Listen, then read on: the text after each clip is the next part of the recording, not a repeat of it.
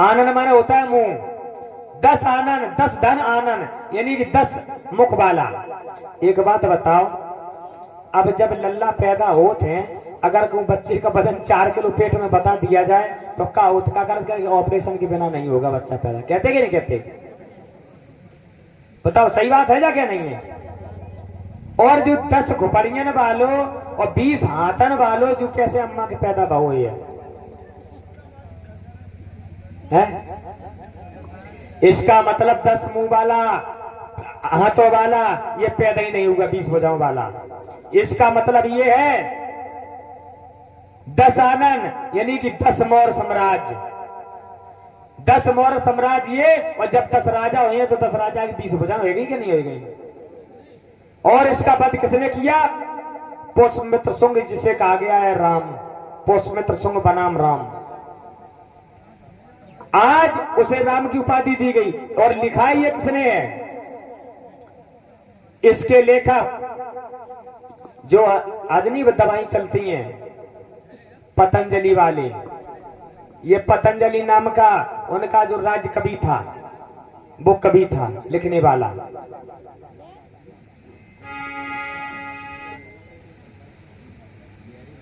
और ये अखिलेश बाबू पूर्व पिपरा से 20 रुपए धमदान दे रहे जय मंगलू साहिब का। इधर क्या होता है मेरे भैया? अब तो वो जुल्म ढाने लगा। अरे तेरे जा पे जुल्म वो तो ढावती है दादा,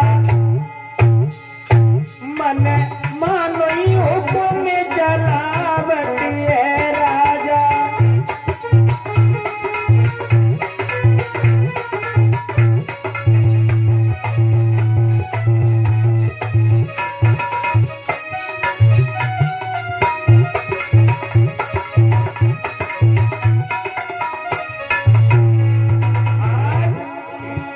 प्रजा के ऊपर जुल्म ढाने लगा।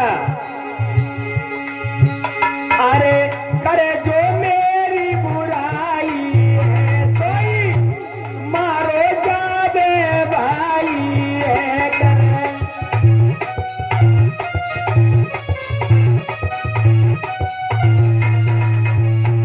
आज राजा ने आज कह दिया कि अगर मेरी किसी ने बुराई कर दी वो ये मान ले उसका काम खत्म है। अरे जिंदा नहीं रह पावे वो जो आदेश में रोता ले वो भैया।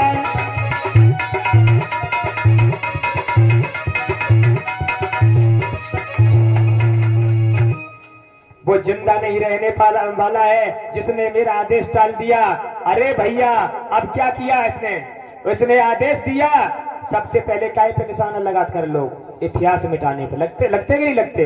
अबे सरकारें चल रही थी तो सबसे पहले काय पे निशाना जाता है? इतिहास पे। आज देखिए इतिहास को मिटाने के लिए क्या किया? सुखियो मंगल। और ये ग्रंथ एलची नगर से ये 50 रुपए धमदार है जय मंगल हो बेटे का।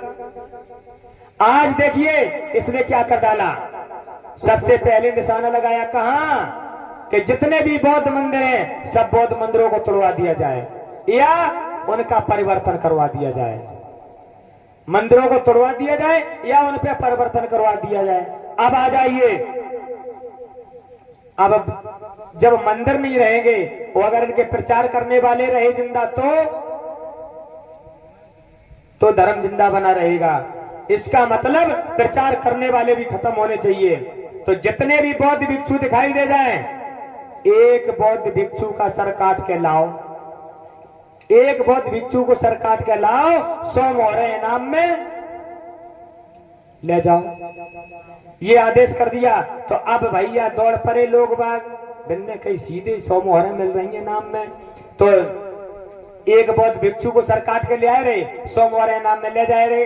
अब ढूंढने को बौद्ध भिक्षु नहीं मिल रहे, बौद्ध भिक्षु अब ढूंढने को नहीं मिल रहे हैं। दवाई के लाए मिल जा मैं जी खाए कछु तो हते धरने के बारे में दाढ़ी न खाए लई और कपड़ा पहन ले सफेद सफेद काऊ ने दाढ़ी बढ़ाए है पढ़ाई के पजम्बा कुर्ता पहन ले यानी कि प्राण बचा देने के मारे और कछु एक आध हते बिन्ने कही कि हमें झुकना स्वीकार नहीं है, सर कटाना स्वीकार है। तो वो अड़े रहे, तो जब अड़े रहे तो ऐसे बौद्ध भिक्षुओं के सर आते रहे। अब कम मिलने लगे जब तब का भाव, हमने जी एक सर्व काट लो। अब काट के हमने क्या करो, हम दिखाया ही राजा को, 100 मोहरा इनाम ले आए। अब हमने सोची हमारे जी भैया रह जाए रहे हैं, इन्हों को फायदा मिल जाए, हमने कि ले जू सर जाओ मोहरा 100 ले आओ जाए के नाम में। अब जिन्होंने वही सर लो जो ले आए जाए के। अब इनने इनके नजदीकी जे पड़ गए, इनने इन्हें दो, इनके नजदीकी जे पड़े, यानी कि एक सर से 10-10 बार मोहरा इनाम में ले ली। अब राजा ने मन में विचार किया कि सर तो जो हमें ऐसो लगा था जे वही सर आए रहो बार बार। ए मंत्री, हाँ हमें ये मालूम पड़ रहा है हमारे साथ में छल किया जा रहा है।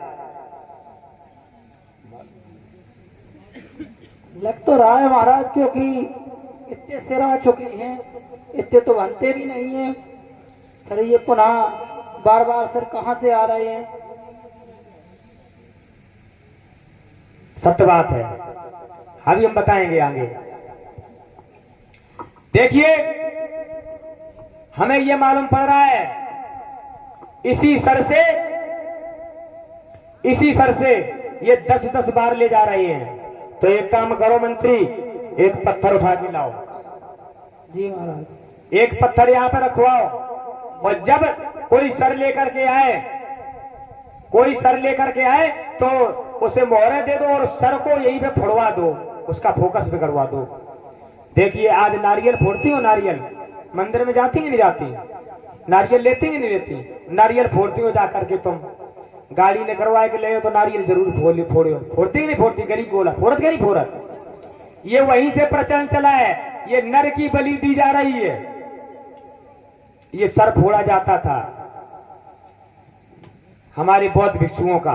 तो हम लोग उसी लकीर के फकीर बन गए, हम लोगों ने जानना स्वीकार नहीं किया, मानना स्वीकार कर लिया। लेकिन आ जाऊं जान जाइए, लेकिन काम वही करे हैं। कई गाड़ी से जब तक नारियल को पहिया नहीं फूट, वो नारियल को गोला नहीं जब तक फूटे तब तक क्या एक्सीडेंट हुए वो बचे नहीं। अरे ये कहो अपने अपने पतियों से कि दारू पी करके गाड़ी न चलाओ।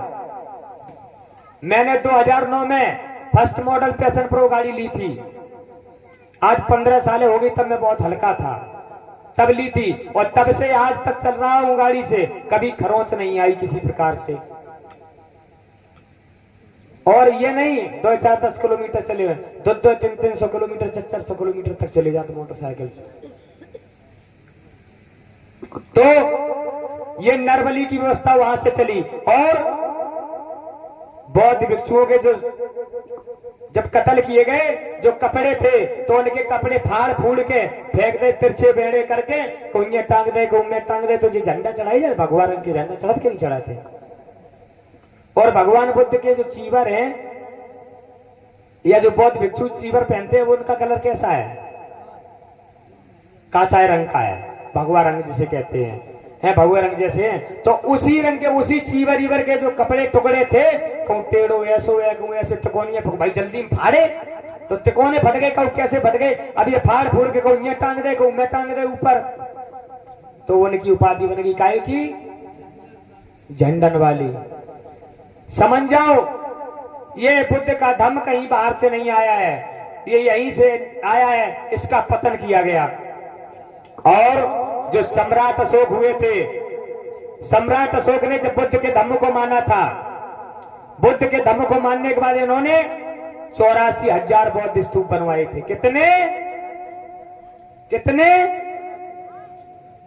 84,000। और एओनिया जे लोग कितने बताते कर, अगर तुमने को गलत काम कर दो तो कितनी ओनिया भुगतने पड़ी है? 84 लाख। अब 84 लाख एओनिया काहे बनाई गई हैं? यानी कि बुद्ध के धम्म को दबाया गया, बुद्ध के धम्म का नाम निशान मिट जाए, इसलिए उन्होंने कहा कि 84 लाख एओनिया। इस प्रकार से ये बुद्ध का धम्म का पतन किया गया। सम्राट अशोक ने बौद्ध स्तूप बनवाए थे। और एक बात बता दें, जो ये दीपावली चलती है, लोग कहते हैं कहां से आ गई, पता नहीं कहां से आ गई। वो किस, आप रामायण उठा करके पढ़ लेना, 13-14 12-13 पृष्ठ पर मिलेगा। राम चैत वैशाख के महीना में आए थे। लोग कहते कि राम आए थे या नहीं आए थे, वो उनकी रामायण कहती है। हम तो नहीं मानते कि राम नाम का कोई व्यक्ति पैदा हुआ है।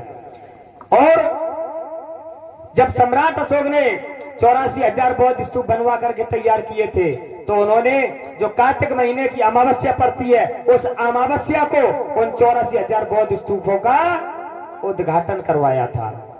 तब दीप जलवाए गए थे। तो उन्हीं की उसी समय उस पर्व का नाम रखा गया दीपदान उत्सव। क्या नाम? दीपदान उत्सव। अरे तुम बहुत इतनी भारी भीड़ में बैठे इतने लोग अगर जागृत हो जाओ तो ये मान लो कि लोग पासा पलट देंगे। अरे बाबा साहब जब चले थे घर से अकेले चले थे, बुद्ध जी चले थे तो घर से अकेले चले थे, कांसी राम साहब चले थे तो घर से अकेले चले थे। इस प्रकार से बुद्ध के धम्म का पतन किया गया और ये स्वयं शासक बन गया इसने। और इसकी राजा की 184 ईसा पूर्व मृत्यु की गई थी। आ जाइए हमारे साथ में एक गीत बोलेंगे। एक हमने गीत लिखा है,